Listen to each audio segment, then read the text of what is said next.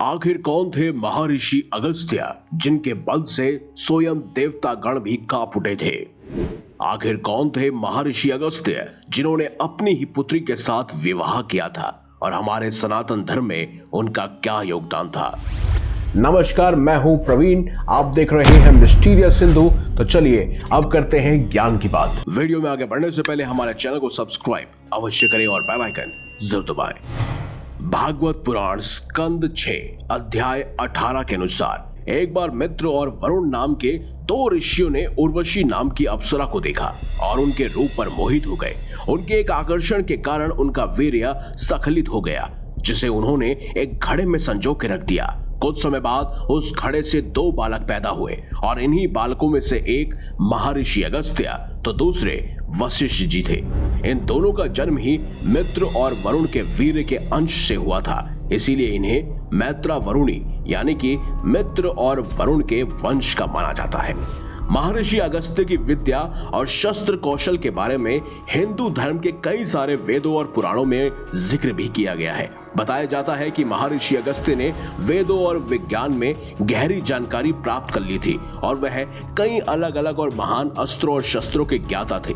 महाभारत के आदि पर्व के अध्याय 139 में द्रोणाचार्य ने अर्जुन को बताया कि उनके गुरु अग्निवेश महर्षि अगस्त्य के ही शिष्य थे और उन्होंने धनुष बाण की कला उनसे ही सीखी थी, और अगस्त्य जी ने ही उनके गुरु अग्निवेश जी को कई सारे अस्त्र शस्त्रों का ज्ञान सिखाया था। गुरु द्रोणाचार्य और अर्जुन के बीच के संवाद से पता लगाया जा सकता है कि वास्तव में अगस्त्य जी अस्त्रों शस्त्रों और युद्ध कला के कितने परंपरागत ज्ञाता थे। वहीं अस्त्रों शस्त्रों और ज्ञान से परे अगर अगस्त्य जी के विवाह के बारे में जिक्र किया जाए तो एक बेहद ही रोचक कथा हमें जानने को मिलती है। दरअसल एक बार अगस्त्य मुनि जंगल की तरफ तपस्या करने के लिए जा रहे थे। वहां उन्होंने देखा कि उनके पितृ नरक में लटके हुए हैं। उन्होंने पूछा, हे पितृगण, आप लोग यहाँ नीचे गड्ढे में उल्टे क्यों लटके हुए हैं? आखिर आपके साथ ऐसा क्यों हो रहा है? तब उनके पितृ ने कहा, अगर अगस्त्य उनके लिए उत्तम संतान उत्पन्न करेंगे तो उन्हें मुक्ति मिल जाएगी, और इससे न केवल उन्हें मुक्ति मिलेगी बल्कि उन्हें यानी कि स्वयं अगस्त्य जी को सद्बुद्धि और उन्हें भी मुक्ति की प्राप्ति होगी और आने वाली पीढ़ियां उनकी गुणी बनेगी। यह सुनकर महर्षि सोच में डूब गए। उन्हें यह विचार आया कि क्या कोई ऐसी महिला हो सकती है जो इस दाढ़ी वाले साधु की पत्नी बनने के लिए धैर्यवान हो। इस विचार में वह एक एक जीव के उत्तम अंगों का भाव संग्रह करने लगे और उन्होंने उन सभी अंगों के माध्यम से एक परम सुंदर स्त्री का निर्माण किया। कहते हैं उन्हीं दिनों विंध्यर्व के राजा संतान प्राप्ति के लिए तपस्या कर रहे थे और महातपस्वी अगस्त्य जी ने अपने लिए बनाई हुई उस स्त्री को स्वयं राजा को भेंट देने का निश्चय किया।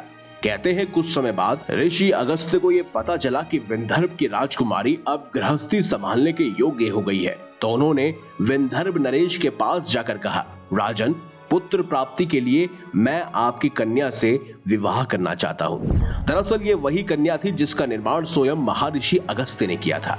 महर्षि अगस्त्य का ऐसा कहने पर ही विंध्यर्व राजा के होश उड़ गए। वो ना तो मुनि से मना कर सकते थे और ना ही मुनि अगस्त्य जैसे एक साधु से पुत्री का विवाह कर सकते थे। चिंता में डूबे हुए राजा अपनी पत्नी के पास जाकर कहने लगे कि महर्षि अगस्त्य हमारी पुत्री का वरण करना चाहते हैं, लेकिन अगर हमने उन्हें मना कर दिया तो वह कुपित होकर हमें अपनी श्राप की अग्नि से भस्म कर सकते हैं। माता पिता की ये बातें राजकुमारी लोपामुद्रा ने सुन ली और अपने पिता से कहने लगी, पिताजी, आप दुखी न हो और मुझे अगस्त्य जी की सेवा करने के लिए उन्हें दे दें, इससे आपको कोई भी नुकसान नहीं होगा। पुत्री की ऐसी बात सुनकर राजा ने दुखी मन से महात्मा अगस्त्य मुनि को विधि पूर्वक अपनी कन्या लोपामुद्रा का विवाह उनके साथ करवा दिया। कहते हैं लोपामुद्रा से अगस्त्य मुनि के संगम से उन्हें एक पुत्र की प्राप्ति हुई जिसका नाम इदमवाहन था, जो कि बहुत बड़े ज्ञानी और तपस्वी बने। वही महर्षि अगस्त्य से जुड़ी हुई हमारे वेदों पुराणों में कई सारी कहानियां किस्से बहुत ही प्रचलित हैं, तो एक एक कर उन सभी को जानते हैं। कहते हैं एक बार महर्षि अगस्त्य ने राक्षस वातापी और इल्वल को उनके छल कपट से मुक्त किया था। दरअसल वातापी और इल्वल का आतंक सभी ब्राह्मणों के लिए एक बड़ी समस्या बन चुका था। इलवल अपने छोटे भाई वतापी को बकरी बना देता और जब कोई ब्राह्मण उसके घर आता तो वह इस बकरी को काटकर भोजन बनाकर ब्राह्मण को खिला देता। और जैसे ही कोई ब्राह्मण भोजन खा लेता तो वह जोर से आवाज लगाकर अपने भाई को बुलाता और बकरी के रूप में वतापी उन ब्राह्मणों का पेट फाड़कर बाहर आ जाता।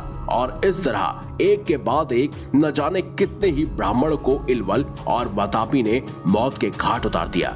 एक बार धन प्राप्ति के लिए महर्षि अगस्त्य ने उनके घर जाकर भोजन किया और महर्षि अगस्त्य जी की शक्तियों से अनजान उन दोनों राक्षसों ने महर्षि अगस्त्य के साथ भी वही छल कपट किया। अगस्त्य मुनि ने उनकी चाल को समझा और वतापी को खाने के बाद बचा भी लिया, जिससे वह मारा गया। और इसके बाद उन्होंने इलवल का भी वध किया और ब्राह्मणों को उनके आतंक से मुक्त किया। उनकी इस शक्ति और चतुराई ने उनके तेजस्वी व्यक्तित्व को और भी अद्भुत बना दिया। सिर्फ यही नहीं दोस्तों, एक बार तो स्वयं महर्षि अगस्त्य ने अपने तपोबल से पूरा का पूरा समुद्र पी लिया था। कहते हैं काले नामक दानवों ने समुद्र में छुपकर उत्पात मचाया। तब इंद्र और अन्य देवताओं ने महर्षि अगस्त्य से सहायता मांगी और महर्षि अगस्त्य ने अपने तपोबल से पूरा का पूरा समुद्र पी लिया, जिससे दानवों के छिपने की जगह खत्म हो गई। इसके बाद देवताओं ने उन राक्षसों का अंत किया और देवताओं ने उन पर विजय भी प्राप्त की।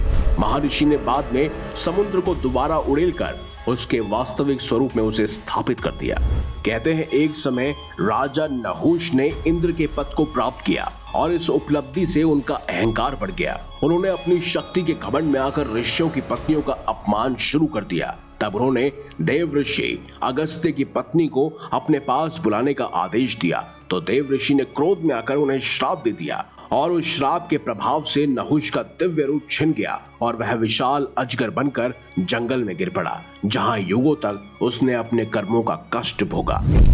कहते हैं ताड़का, जो सबसे पहले एक सुंदर यक्षिणी थी, अपने राक्षसी स्वभाव के कारण महर्षि अगस्त्य के श्राप से ही राक्षसी बनी थी। उसके पुत्र मारीच को भी इसी श्राप का हिस्सा बनना पड़ा था। श्राप के बाद ताड़का और मारीच ने राक्षस रूप में अनेकों अत्याचार किए और बाद में भगवान राम के हाथों वो सब मारे गए। कहते हैं आज कलयुग में अगस्त्य मुनि के अनेक आश्रम पूरे भारत में मौजूद है और वह दक्षिण भारत में सबसे अधिक पूजनीय माने जाते हैं। श्री राम अपने वनवास के समय उनके आश्रम में ही पधारे थे। महर्षि अगस्त्य ने अनेक महान ग्रंथों की रचना की, जैसे अगस्त्य गीता, अगस्त्य संहिता और शिव संहिता। अगस्त्य मुनि का तप और उनके कार्य आज भी लोगों के लिए प्रेरणा का स्रोत है।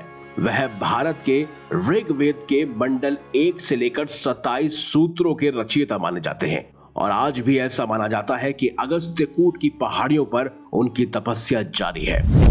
दोस्तों आशा करते हैं आपको यह वीडियो बहुत ही जानकारीपूर्ण लगी हो। अगर आपको वीडियो अच्छी लगी है तो इसे लाइक कीजिए, हमारे चैनल को सब्सक्राइब कीजिए और ज्यादा से ज्यादा शेयर भी कीजिए। तो मिलेंगे अगली बार एक नई खास वीडियो के साथ। तब तक देखते रहिए संपूर्ण ज्ञान का केंद्र बिंदु मिस्टीरियस हिंदू।